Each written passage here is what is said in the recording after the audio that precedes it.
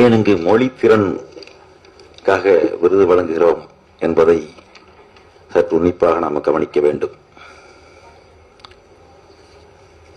மொழிதான் அடையாளம், பண்பாட்டின் முதற்கூறு. மொழி இல்லையே உங்களுடைய பண்பாடு தலைமுறை தலைமுறையாக கடத்தப்பட முடியாது.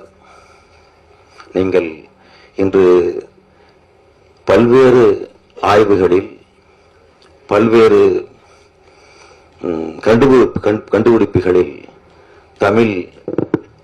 தமிழின் எழுத்து வடிவமான வரலாறு 2800க்கும் மேற்பட்ட ஆண்டுகள் என்று கண்டுபிடித்திருக்கிறார்கள், அறிவித்திருக்கிறார்கள். அதை அறிவியல் பூர்வமாக நிரூபித்தும் காட்டியிருக்கிறார்கள். அப்படிப்பட்டு வருவதற்கு காரணம் நமது மொழி.